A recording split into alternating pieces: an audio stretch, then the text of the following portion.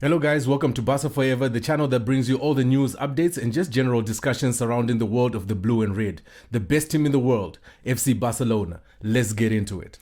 Now I want to start this episode off with a few updates of what's been going on in and around the club. We've got the signing, the registration of Roony into the first team. He will be wearing jersey number 19, taking it over from Lamine Yamal, who was the last one to wear it before he moved to the 10. We're talking about a guy here who really hasn't been given a lot of chances to showcase his talent. I mean, it's difficult if you've got a protege of football like Lamine Yamal playing ahead of you. There's only so many chances that you can get.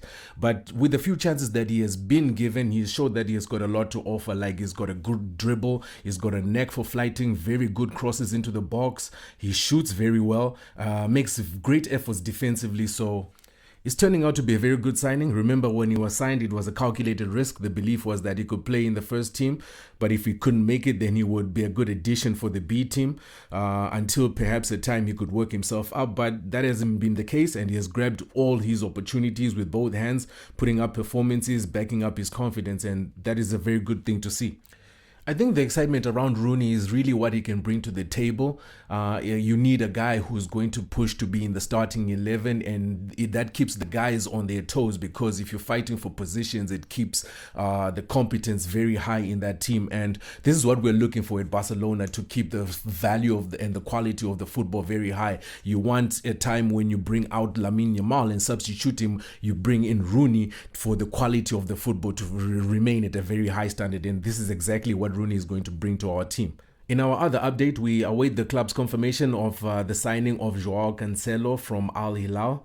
It's been a few days now. We've known about the signing and that he will be coming back to join Barcelona. A transfer navigated in a January transfer window that is historically tough to negotiate anyway. This deal comes off the back of injury to Christensen, and Flick would have wanted a centre-back, but instead we got him a right-back.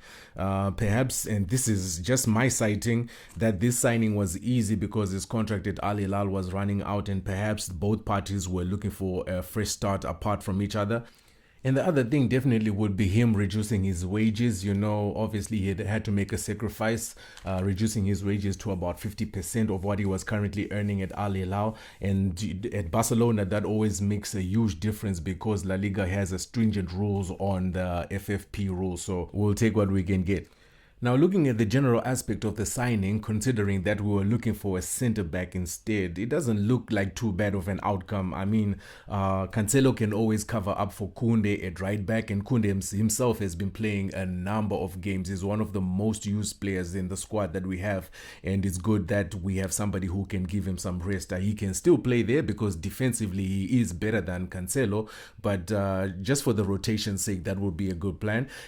Besides that, I think then Koundé can go and cover for the injured Christensen, because we don't have that centre back right now who can cover for him, and then we don't have to get one.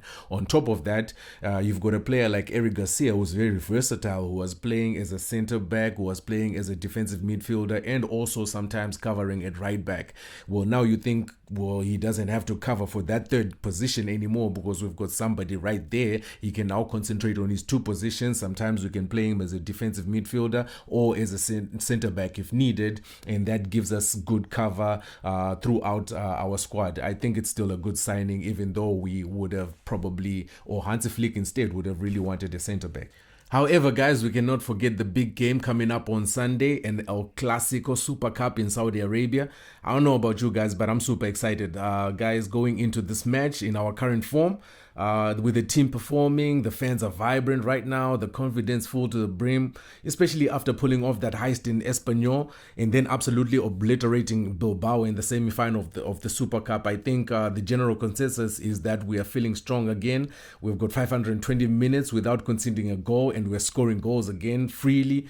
And the fact that we just have the bulk of the players back fit and ready to go just gives us a good feeling of confidence going into this one. I'm really excited for this, guys. Now, going into this match, I'd like us to keep the same energy that we possess, because even though we're facing a Real Madrid that has got some injuries and they're really struggling for form right now, and El Clasico is still an El Clasico.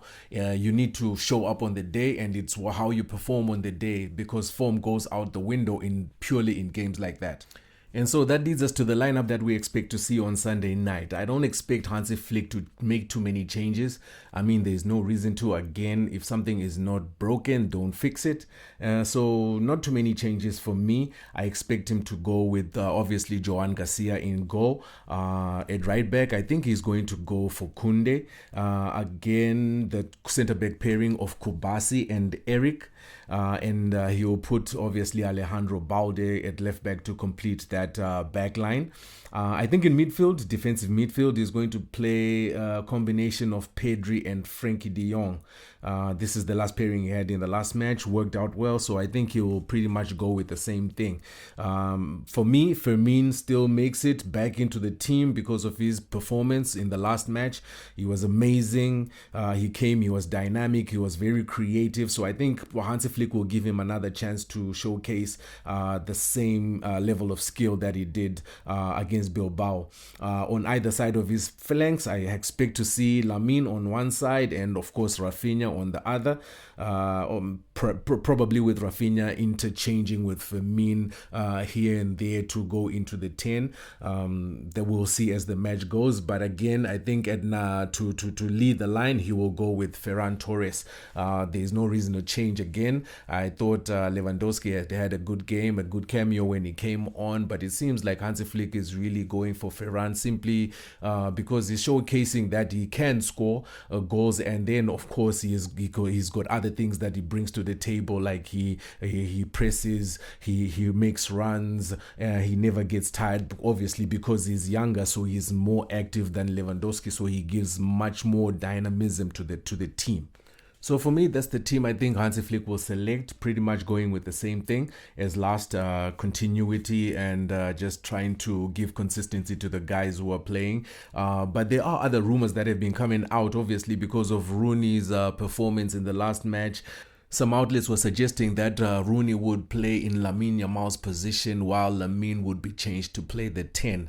I don't know how far true that is. It remains to be seen. We'll see on Sunday. I think it's an interesting positioning and selection. I can't wait to see everything that Hansi Flick is trying to do. If that is the truth, then let it be so. I'm excited because still Roony brings a lot to the table. Like I said, he deserves to get a lot more chances than he's been getting for what he's been giving. So that approach does not surprise me.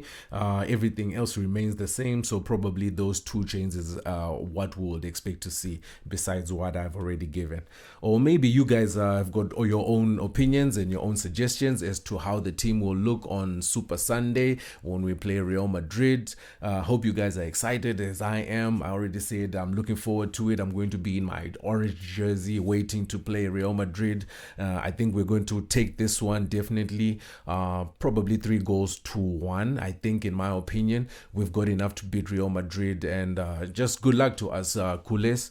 So this is it for me, guys. If you enjoy the content, don't forget to like and subscribe. Once again, this is Barca Forever. You could have been doing a million other things, but you sacrificed your precious time for a few moments with me. 1,000 times appreciated.